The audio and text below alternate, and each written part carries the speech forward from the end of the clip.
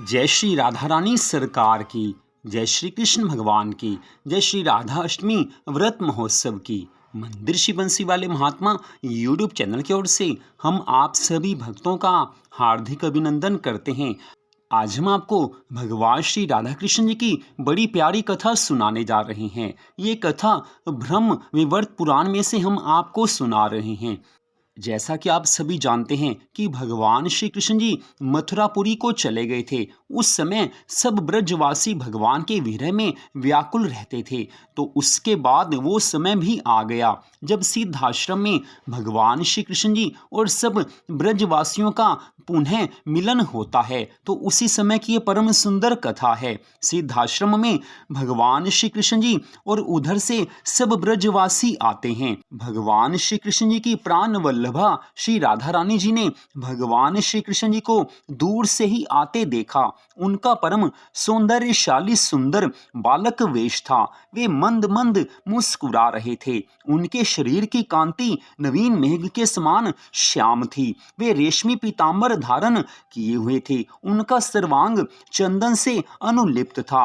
रत्नों के आभूषण उन्हें सुशोभित कर रहे थे। ठाकुर जी के दर्शन करके श्री राधा रानी तुरंत ही गोपियों के साथ उठ खड़ी हुई हैं और परम भक्ति पूर्वक उन परमेश्वर को सादर प्रणाम करके उनकी स्तुति करने लगी हैं। राधिका जी कहने लगी हैं कि हे नाथ, तुम्हारे मुख चंद्र को देखकर आज मेरा जन्म लेना सार्थक और जीवन धन्य हो गया तथा मेरे नेत्र और मन परम प्रसन्न हो गए हैं। विरह अग्नि में जली हुई मैं शोक सागर में डूब रही थी, किंतु हे प्रभु, आपके दर्शन प्राप्त करके आज मुझे जो आनंद हुआ है उसका वर्णन नहीं किया जा सकता है। श्री राधा रानी सरकार भांति भांति से भगवान की वंदना कर रही हैं, भगवान के गुणों का गान कर रही हैं। इसके पश्चात देवी राधिका ने परमात्मा श्री कृष्ण को अपने आसन पर बैठाया है और हर्षपूर्वक उनके चरणों की पूजा की है।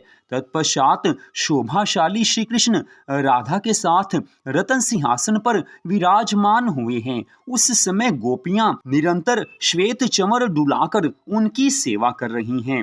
इसके पश्चात एकांत में मुस्कुराती हुई राधा रानी भगवान श्री कृष्ण जी से कहने लगी हैं। श्री राधिका ने कहा है कि हे नाथ, जो स्वयं मंगलों का भंडार, संपूर्ण मंगलों का कारण, मंगल रूप तथा मंगलों का प्रदाता है, उसके विषय में कुशल मंगल का प्रश्न करना तो निष्फल ही है। तथापि इस समय कुशल पूछना समय के अनुसार उचित है, क्योंकि लौकिक व्यवहार वेदों से भी बलि माना जाता है। इसलिए हे रुक्मणी कांत, सत्यभामा के प्राणपति, इस समय कुशल तो है ना। तदनंतर श्री राधा ने भगवान श्री कृष्ण जी से उनके स्वरूप तथा अवतार लीला के संबंध में प्रश्न किया है। श्री राधा रानी सरकार का प्रेम तो देखिए कि स्वयं भगवान के विरह में उनकी जो दशा है उसका वर्णन कोई नहीं कर सकता है। लेकिन उस बात को छिपाकर आज श्री राधा रानी स्वयं ठाकुर जी से उनका हाल पूछ रही हैं। यही तो किशोरी जी की करुणा है, यही उनकी दया है, यही उनके मन के भाव हैं कि वो अपना दुख किसी के सामने प्रकट करना नहीं चाहती हैं। ठाकुर जी के सामने अपना दुख नहीं बताती, मन के सब भाव छिपा लिए हैं कि किस तरह से श्री राधा रानी सरकार ठाकुर जी के विरह में किस तरह से हर पल आंसू बहाती रहती हैं, किस तरह से श्री राधा रानी सरकार के आंसुओं से, सब गोपियों के आंसुओं से यमुना जी का जो जल था वो काला पड़ गया था। लेकिन ये सारी बातें छिपा ली हैं। श्री राधा जी ने पूछा तो क्या पूछा, ठाकुर जी का हाल पूछा है और साथ में कह दिया है कि प्रभु, वैसे तो आप सब मंगलों के मंगल हैं, फिर भी लोक व्यवहार के अनुसार ऐसा पूछना उचित ही है। आज श्री राधा रानी सरकार के इन प्रिय वचनों को सुनकर ठाकुर जी कहने लगे हैं, भगवान श्री कृष्ण जी कहने लगे हैं कि हे राधे, जिसे सुनकर मूर्ख हल वहां भी तत्काल ही पंडित हो जाता है, उस सर्वश्रेष्ठ आध्यात्मिक ज्ञान का मैं वर्णन करता हूँ। सुनो राधे, मैं स्वभाव से ही सब लोगों का स्वामी हूँ। फिर रुक्मणी आदि महिलाओं की तो बात ही क्या है।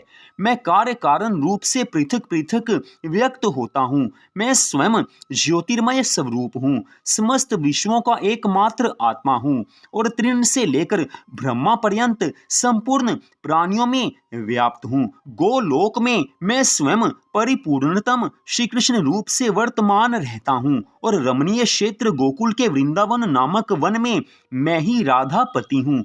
उस समय मैं द्विभुज होकर गोप वेश में शिशु रूप से क्रीड़ा करता हूँ। ग्वाले, गोपियां और गौएं ही मेरी सहायक होती हैं। वैकुंठ में मैं चतुर्भुज स्वरूप से रहता हूँ।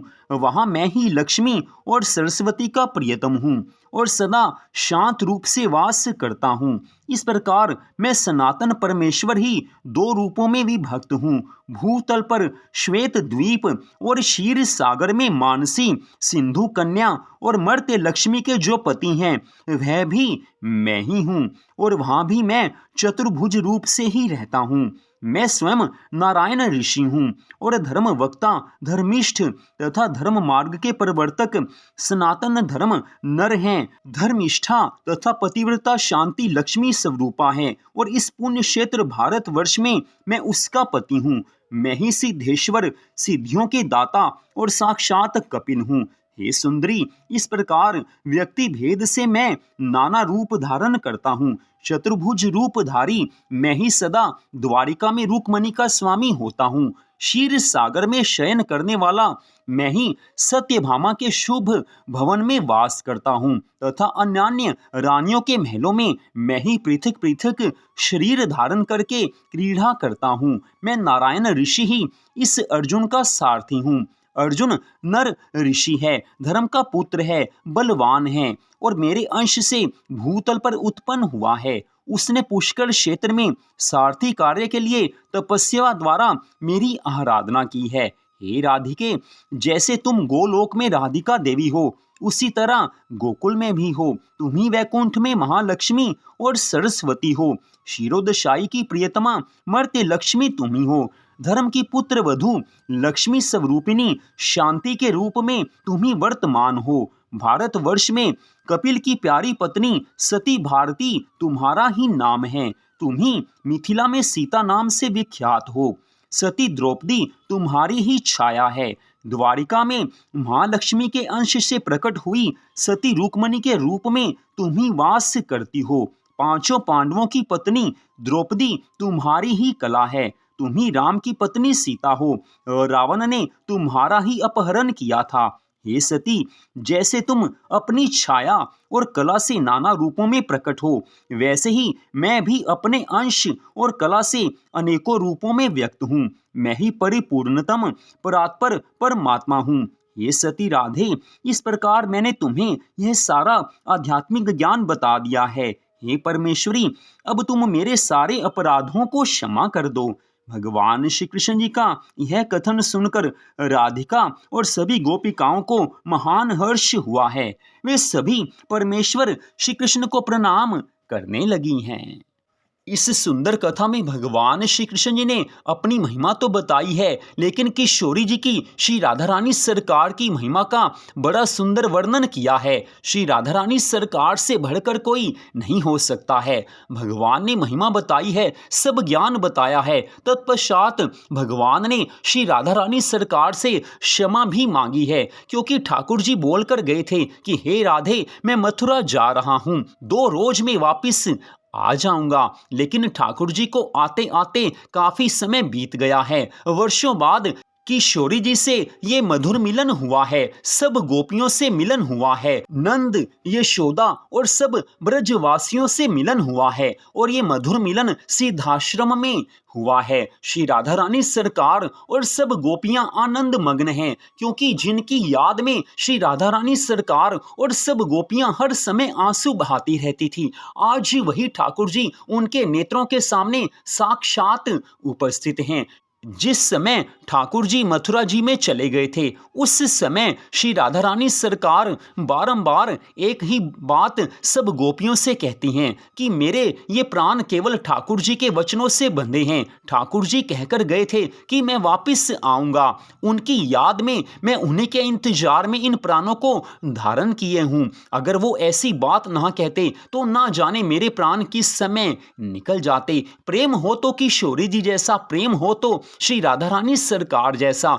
ठाकुर जी से प्रेम कैसे करना है ये श्री राधा रानी बताती हैं। श्री राधा रानी महाभाव स्वरूपा हैं, महाभाव स्वरूपा किशोरी जी हैं। उनके हृदय में भगवान के लिए जो प्रेम है वो और किसी के हृदय में प्रकट नहीं हो सकता है। सब गोपियां श्री राधा रानी सरकार से प्रेम की शिक्षा लेती हैं। प्रेम भाव कैसे मन में होना चाहिए किशोरी जी ये सबको बताती हैं। जैसे श्री राधा रानी सरकार ठाकुर जी को प्रिय हैं, वैसे ही ठाकुर जी श्री राधा रानी सरकार को अपनी प्रियतमा मानते हैं। किशोरी जी के बिना ठाकुर जी कुछ भी नहीं हैं। ठाकुर जी अगर शक्तिमान हैं तो किशोरी जी उनकी शक्ति हैं। ठाकुर जी अगर दूध हैं तो किशोरी जी उनकी धवलता हैं। और वास्तव में देखा जाए तो श्री राधा कृष्ण एक ही हैं, केवल लीला के लिए दो बने हुए हैं। अपने भक्तों को आनंद देने के लिए श्री राधा कृष्ण दो स्वरूप धारण करते हैं। वैसे श्री राधा कृष्ण अलग नहीं हैं, लेकिन बात कुछ भी हो, अपने भक्तों पर कृपा करने के लिए श्री राधा कृष्ण भगवान जी स्वयं हर समय तैयार रहते हैं। हर समय अपने भक्तों पर कृपा करने के लिए ठाकुर जी और ठाकुरानी श्री राधा रानी सरकार लालायित रहती हैं कि कब अपने भक्तों पर कृपा करनी है। एक क्षण की देरी भी किशोरी जी नहीं करती हैं। तो उन्हीं किशोरी जी का अवतार दिवस श्री राधा अष्टमी 11 सितंबर दिन बुधवार को है। 11 सितंबर 2024 दिन बुधवार को श्री राधा रानी सरकार का अवतार दिवस श्री राधा अष्टमी है। इस दिन श्री राधा रानी के भक्त श्री राधा अष्टमी का व्रत रखते हैं। आप भी सब श्री राधा अष्टमी का व्रत अवश्य रखिए। इसके बारे में काफी वीडियोस हमारे चैनल पर आई हुई हैं और आती रहेंगी। यह व्रत दोपहर 12 बजे खुल जाता है। तो आज की इस कथा को आपने सुना, ये कथा आपको अवश्य ही बड़ी मधुर लगेगी, क्योंकि ठाकुर जी की ये कथा है, किशोरी जी की ये कथा है। और अपने भक्तों को कथाओं के द्वारा आनंद देना ही तो किशोरी जी का और ठाकुर जी का एकमात्र लक्ष्य है। तो आज की इस कथा को सुनने के लिए आप सबका हार्दिक धन्यवाद। भगवान श्री राधा कृष्ण जी की श्री राधा अष्टमी व्रत महोत्सव की अनंत कृपा सदा आप सब पर, आपके परिवार पर बनी रहे। इसी मंगल कामना के साथ जय श्री राधा रानी सरकार की, जय श्री कृष्ण भगवान की, जय श्री राधा अष्टमी व्रत महोत्सव की।